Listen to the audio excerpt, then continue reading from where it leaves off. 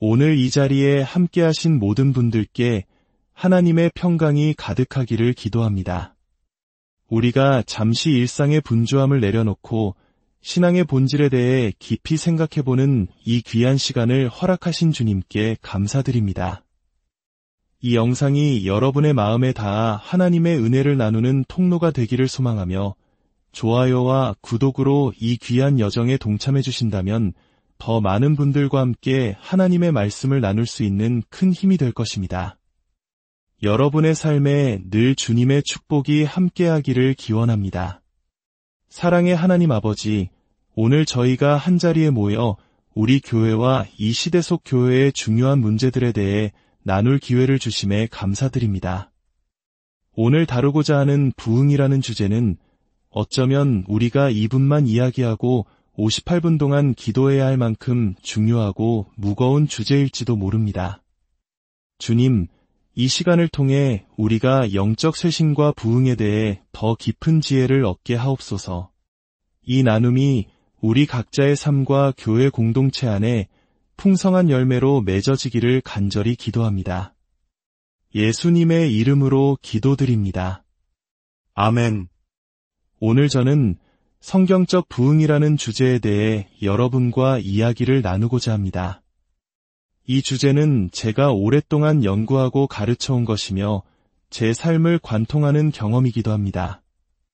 먼저 제 개인적인 이야기로 시작하고 싶습니다. 제가 처음 그리스도인이 된 것은 1970년 대학 시절이었습니다.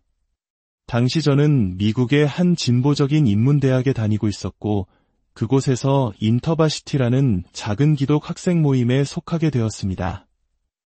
처음 2년 동안 우리 모임은 많아야 15명 정도가 모이는 아주 작은 공동체였습니다. 그런데 3학년이 되던 해 놀라운 일이 벌어졌습니다. 갑자기 모임에 나오는 학생 수가 10배 가까이 늘어 150명에 육박했습니다. 캠퍼스 곳곳에서 수많은 학생들이 예수님을 영접하는 일이 일어났습니다. 그해 봄 저희 지역의 여러 대학 인터바시티 지부들이 함께 모이는 연합수련회가 있었습니다. 예년 같았으면 각 학교에서 서너 명씩 와서 기껏해야 10명 남짓 모이는 작은 행사였을 겁니다. 하지만 그 해는 달랐습니다. 지금처럼 휴대폰은커녕 소셜미디어, 심지어 자동 응답기도 없던 시절이었습니다. 서로 약속이라도 한 듯이 저희 학교뿐만 아니라 지역의 모든 대학 캠퍼스에서 똑같은 영적 각성이 일어나고 있었던 것입니다. 수련회 장소는 엄청난 인파로 가득 찼고 저희는 그저 어리둥절할 뿐이었습니다. 이것은 어떤 조직적인 캠페인도 미디어의 홍보도 아니었습니다. 그 누구도 이 현상을 운동이라고 부르지 않았고 중앙에서 통제하는 리더나 위원회도 없었습니다. 그저 성령의 바람이 동시다발적으로 불어온 것이었습니다. 저는 대학을 졸업하고 목회자가 되기로 결심했습니다. 신학교에서 공부하던 중 1972년 가을에 영적 삶의 역동성이라는 수업을 듣게 되었습니다.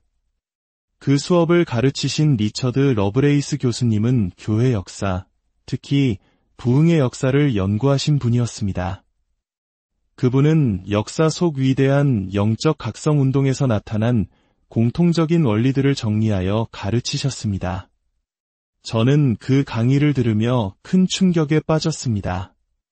교수님이 설명하는 역사 속 부흥의 모습이 바로 제가 대학 캠퍼스에서 직접 목격했던 현상과 정확히 일치했기 때문입니다.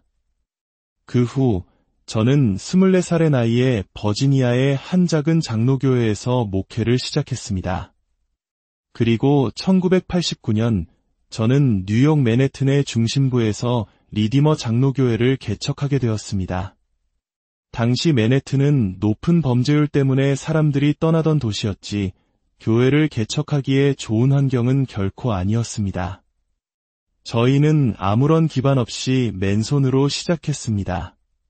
그런데 교회를 시작한 지 약 6개월이 지난 1990년 초부터 1991년 말까지 저는 대학 시절에 경험했던 것과 똑같은 영적 역동성을 다시 한번 목격했습니다. 그 분위기, 그 냄새, 모든 것이 너무나도 흡사했습니다. 교인들은 뜨겁게 기도했고 복음에 대한 깊은 깨달음에 감격했으며 주변 사람들에게 담대하게 복음을 전하기 시작했습니다.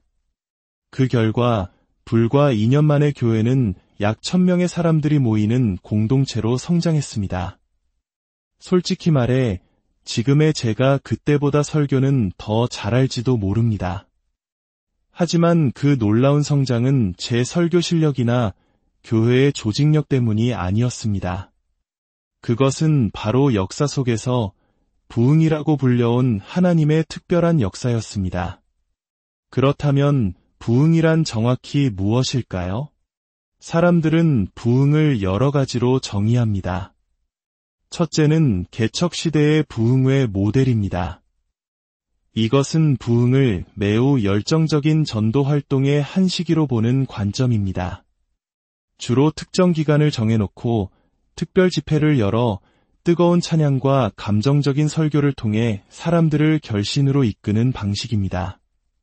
물론 이러한 노력이 귀하지만 이것은 인간의 노력에 초점을 맞춘다는 한계가 있습니다. 둘째는 오순절 은사주의적 관점입니다.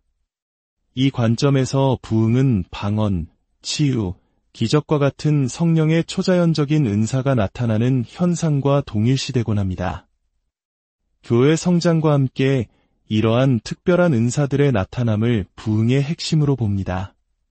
하지만 제가 성경과 교회사, 그리고 제 개인적인 경험을 통해 내린 결론은 다릅니다.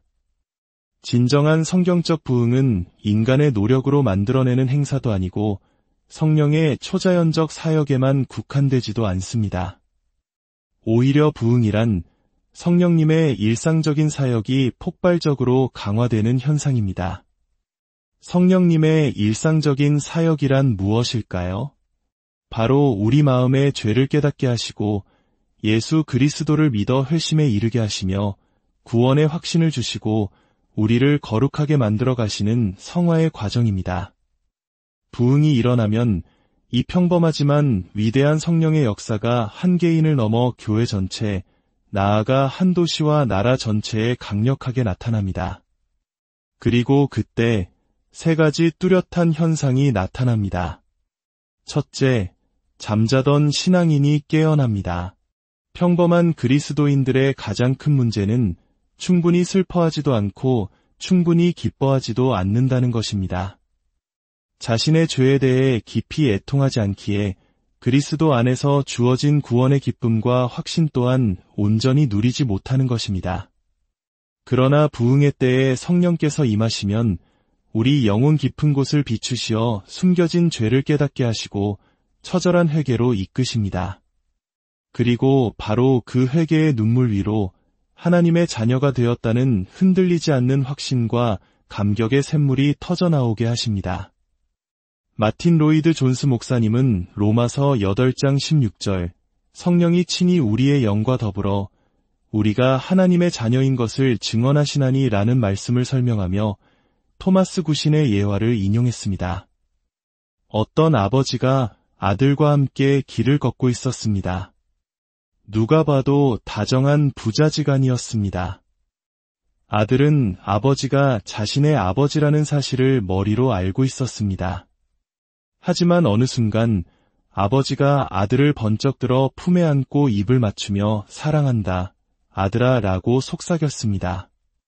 그 순간 아들은 아버지의 사랑을 온몸으로 체험했습니다. 법적으로 아들이라는 사실에는 변함이 없었지만 그 순간 아들은 아버지의 사랑을 그 어느 때보다 생생하게 느꼈던 것입니다. 성령의 증언이 바로 이와 같습니다. 잠자던 신앙인은 부흥의 때에 바로 이 하나님의 뜨거운 사랑을 체험하며 깊은 잠에서 깨어납니다. 둘째, 명목상의 신자가 진정으로 회심합니다.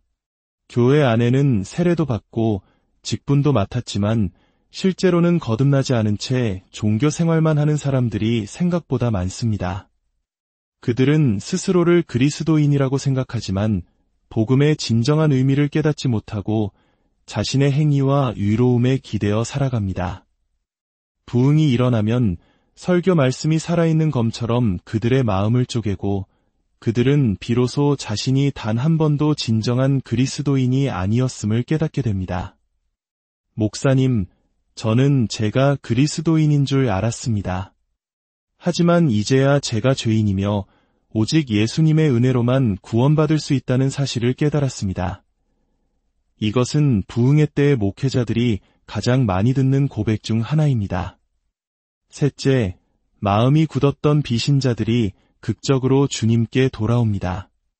잠자던 신자들이 깨어나고 명목상의 신자들이 회심하면 교회는 영적인 아름다움과 생명력으로 가득 차게 됩니다. 성도들의 삶이 복음의 능력으로 변화되는 것을 보며 주변의 비신자들은 교회에 대한 호기심과 매력을 느끼게 됩니다.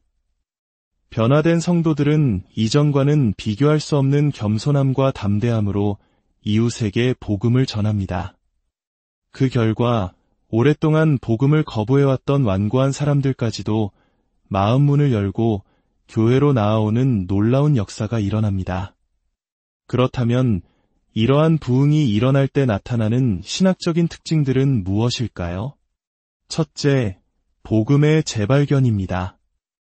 부흥은 언제나 복음이 새롭고 생생하게 선포될 때 일어납니다. 교회는 종종 율법주의 무율법주의라는 양극단으로 치우치곤 합니다. 부흥은 교회가 이 양극단에서 벗어나 오직 은혜, 오직 믿음이라는 복음의 중심에 굳건히 설 때 시작됩니다. 기쁨 없는 경직된 신앙생활에서 벗어나 은혜가 충만한 삶으로 혹은 죄와 심판을 외면하는 자유주의 신학에서 벗어나 십자가 복음의 본질로 돌아오는 것입니다.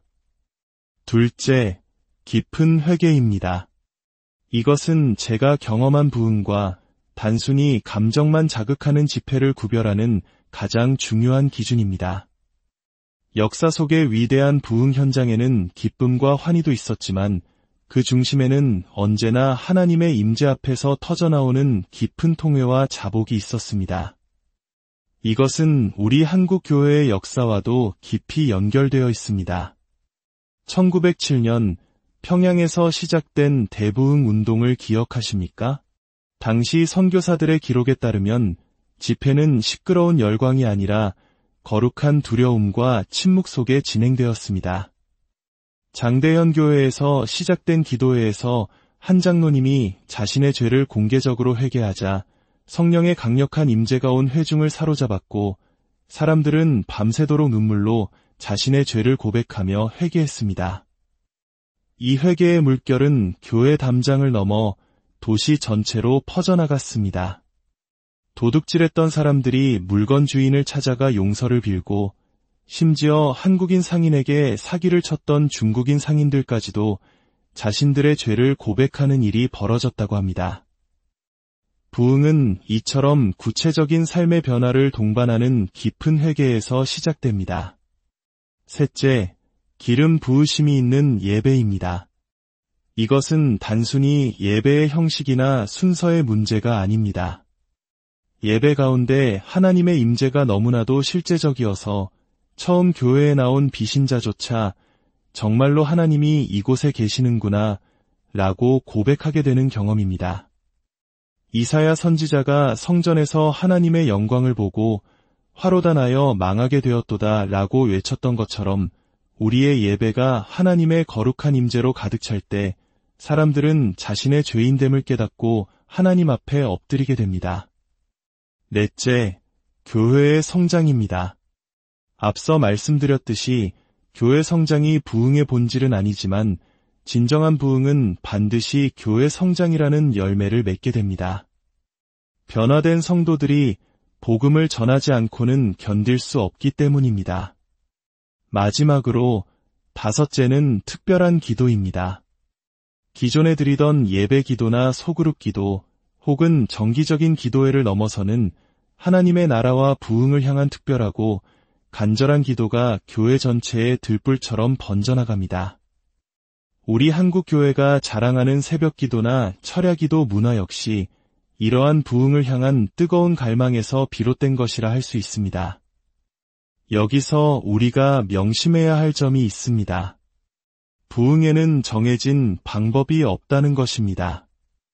18세기 영국에서는 존 웨슬리와 조지 히필드의 야외 설교라는 새로운 방법이 폭발적인 부흥을 일으켰습니다.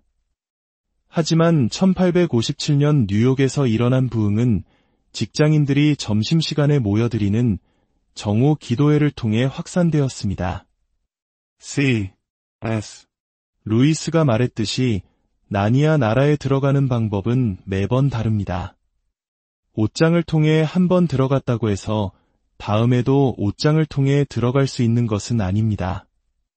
마찬가지로 하나님은 매 시대, 매 문화마다 새로운 방식으로 역사하십니다. 과거에 효과가 있었던 어떤 방법이나 찬양, 예배 스타일에 얽매이는 것은 오히려 성령의 새로운 역사를 가로막는 장애물이 될 수 있습니다. 우리는 과거의 방법에 집착하는 대신 부흥의 신학적 본질을 붙잡고 하나님께서 이 시대에 어떻게 일하시기를 원하시는지 깨어 기도해야 합니다. 또한 부흥은 종종 사회 문화적인 격변과 함께 찾아온다는 사실을 기억해야 합니다.